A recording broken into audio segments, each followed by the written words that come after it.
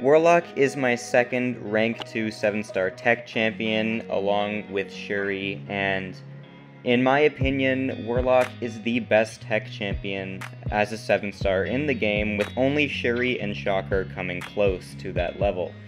And Warlock is the king of control. He actually has some of the best power control in the game because of the phrase, "where there's willpower, there's Warlock." And we'll get into a lot of Battlegrounds fights later, but for starters, we're fighting against RoL Legends Storm, because Warlock does have decent medium fight damage, but his best damage is for short fights, and he does ideally have class advantage. His damage has never been the craziest out there, however, in a Battlegrounds scenario, it is actually quite good. And class advantage just makes him like a nuke level as far as the tech class goes.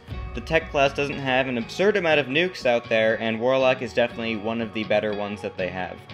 And this RoL Legends Storm is almost dead now, going down pretty fast. You throw those SP2s, you get those armor breaks, you get the big yellow numbers, and he just hits really hard. So, on to the Battlegrounds fights, and we're going to start off against apparently the punching bag of my channel, because I've beaten this champion an absurd amount of times recently, and that is Bullseye. And yes, Warlock is a good Bullseye counter. And the reason for that is because of the absurd power control that goes with the phrase, "where there's willpower, there's Warlock," that I basically invented. But anyway, this power control that Warlock has is going to make it to where Bullseye is not going to be able to throw a single special in this fight, and he's not going to evade once in this fight.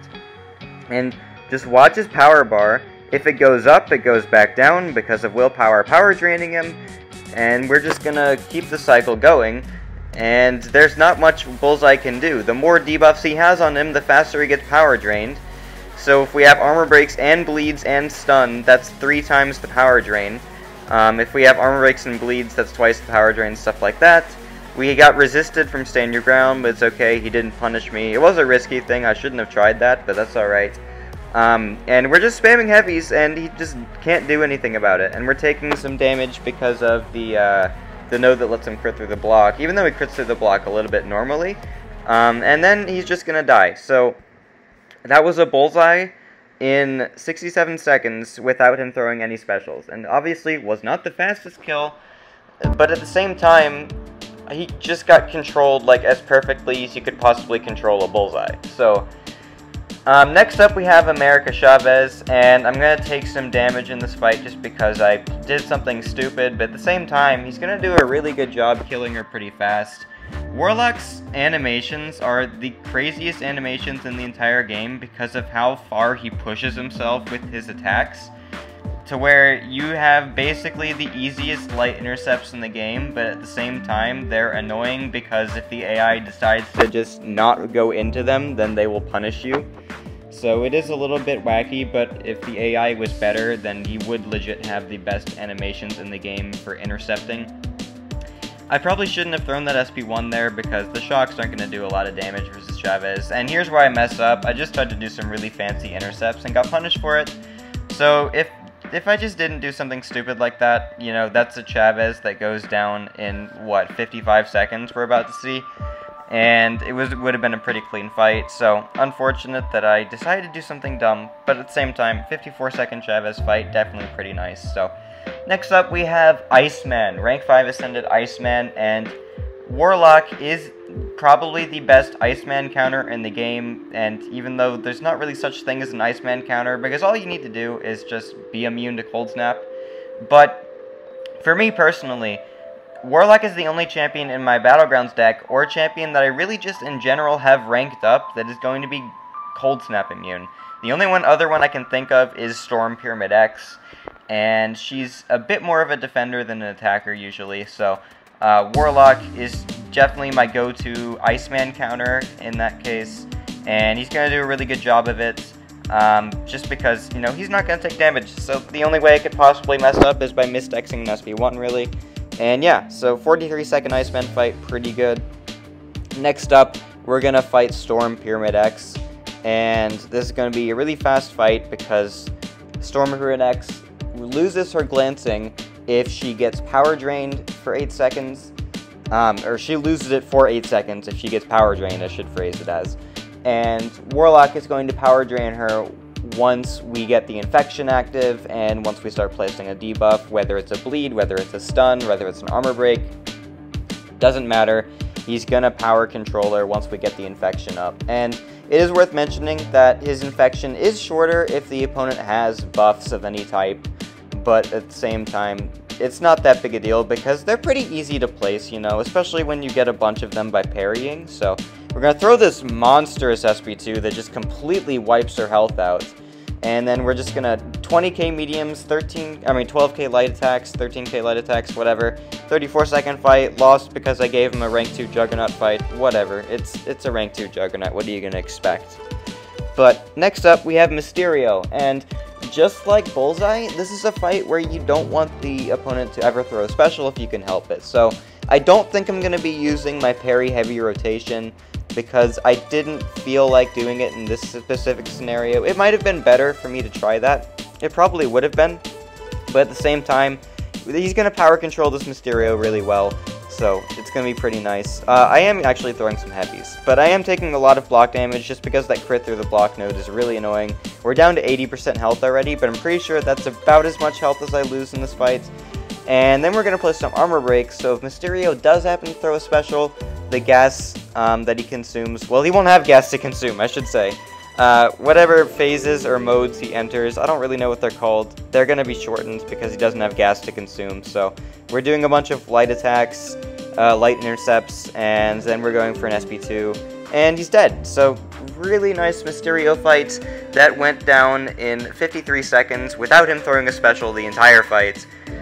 Warlock, when there's willpower, again, completely ridiculous. And it is one of the reasons I wish I had Alliance War fights to show, but I didn't get him assigned in the off-season, which we're currently in. It's unfortunate, but at the same time, Warlock is so good against willpower that if you are placing any mutant on war defense, 90% of the time you're going to be told to place without willpower active with your mastery loadouts.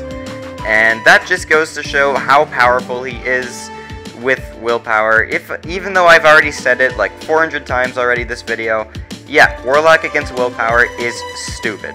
And we're fighting the Star on here, and I barely could talk about the fight because he's already dead in 36 seconds, and I lost a little bit just because I lost the round just because I took a little bit of chip damage, but yeah, 36 seconds, that's pretty great. And I liked how I was talking about how good his intercepts and his light reach and stuff is. Well, Korg is a good example of a champion where you want your light reach to be kind of insane because you want to get your light attacks as often as possible, because Warlock doesn't do energy attacks except for some on the SP1. So because of the fact that against Korg I want to be throwing energy attacks if I can help it, and I don't have those, we're just going to use Warlock and the fact that he has absurd light reach to make openings for ourselves. And this isn't going to be the fastest fight, but at the same time, it's going to be very clean, or as clean as a Korg can get without energy attacks, I should say. And I'm going to throw a few stupid mediums here that I didn't have to do just because, I don't know, I kind of felt like it. But at the same time, Warlock is going to do a really good job here. Not the fastest because Korg does have some crit resist, which is a little bit annoying, but at the same time, it's fine. I want to get a parry if I can help it, or just make my own openings by doing that. So we throw the SP2, take a little bit of damage from Thorns, but that's okay. So yeah, if you just bait out Korg's heavy attack, you can just kind of throw some lights, and then you'll start countering him. So it's pretty nice. And we're gonna throw some more hits at the end, and I'm gonna take a little bit more Thorns damage because I'm dumb. But we finished with 80% health, and so that's a Korg in 79 seconds, which isn't really that fast.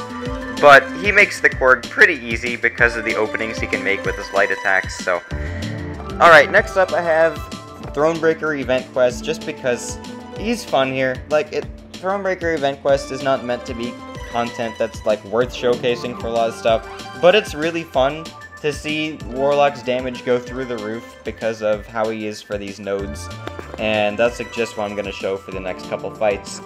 And in this month, you want to heal block the opponent, and Warlock does that really easy, really fast, and really efficiently. So we just get that infection up, and they can't heal. And that means we're going to start power draining, and we're also going to be getting Furies from the Thronebreaker EQ node. So that's pretty nice.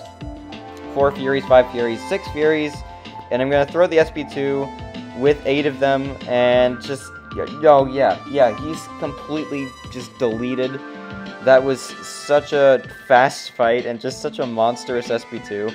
It's just really fun to watch. There's nothing really you need to get out of these fights because it's Thronebreaker EQ, but they're just really fun to watch, and that's why I put them here. And next up is Luke Cage, and he is bleed immune, so I'm not going to be going for any bleeds here. That's okay. We just need to get to the SP2, and then he's going to be almost dead, if not already dead. I'm pretty sure the Luke survives the SP2. I throw a heavy anyway for some reason, but that's okay. I want to chill a bit, get some Furies, and then we're going to be throwing the SP2. I got only 1 crit there, which is unfortunate. I actually got another crit at the end. 45k, pretty nice. 49k medium right there. 34k light attack. 54k medium.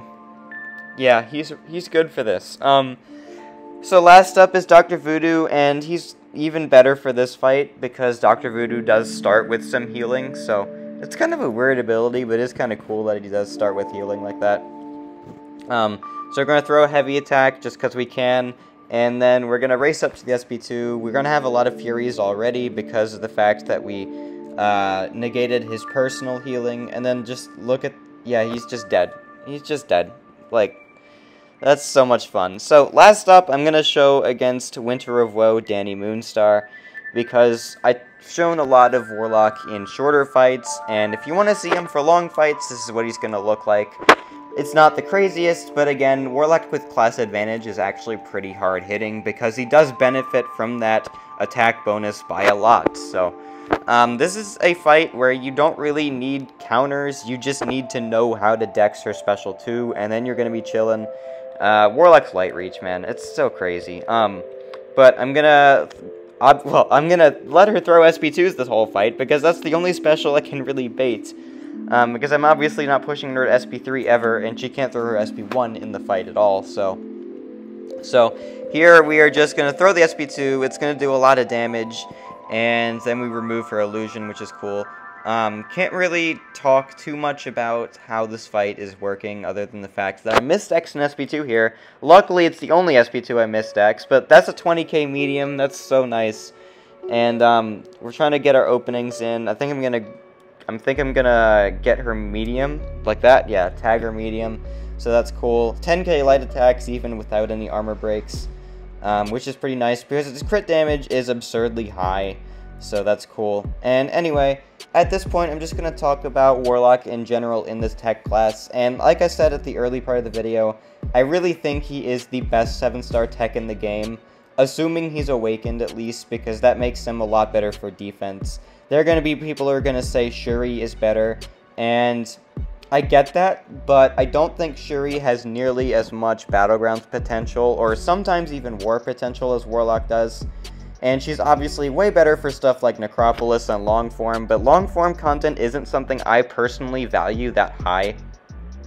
But yeah, I can't argue that Shuri is obviously the best tech for Necropolis, and top 5 Necropolis counters in general. But I personally value Warlock more than Shuri because of his short fight potential, because of his power control, just because of the way his kit works with willpower, and his heal block. It's completely absurd, and I am slightly surprised Warlock became a 7-star in general just because of how powerful he is. But I'm not complaining because I don't think he's a 7-star that breaks the game like a Juggernaut does. I think that I'm very happy that he is in the game. I think he's very balanced, even though his power control is absurdly good, and his interaction with willpower is absurdly good. Maybe balanced isn't the correct word, but he's not causing any issues with me, or issues with the game, I think, too much in Battlegrounds, like a Juggernaut does. You can tell I hate Juggernaut being a 7-star. Anyway, yeah. As far as, like, comparing to Shocker goes, I think there are arguments that Shocker is better for Battlegrounds. I kind of get that, but also Shocker with the glancing change is a little bit weaker. He's definitely, like, absurdly powerful still, and I'm not ranking down my Shocker because of that, but it does make me go to Warlock a bit more when I'm looking for tech nukes. But honestly, now that I mention it, the Shocker change really means nothing. I mean, it just makes him worse for Maestro, which he shouldn't really have been good for, and I run a lot of good Maestro counters to begin with, so, yeah. As far as defensively, Warlock is definitely better than Shocker, I think. Shocker, you just need to know a little bit of what you're doing, and then he's pretty easy to fight. And then Warlock, if you just don't have a counter to him, you're going to start degenning, and you're going to get power drained, and you're going to get your ability accuracy reduced. It's really annoying. So I really think that Warlock is the best 7-star tech in the game. Let me know what you think about him. Let me know what you think about the 7-star tech class in general. I totally understand if you think Shuri or Shocker or even some other techs are better than him, but please be respectful about it in the comments. And I really hope you enjoyed the video, because Warlock was one of the rank 2s that I made from 8.4 that I wanted to get a video out faster than others. Emma and Warlock were the ones I really wanted to make content on ASAP, and that's basically what I did. So thank you guys so much for watching, and I'll see y'all in the next one.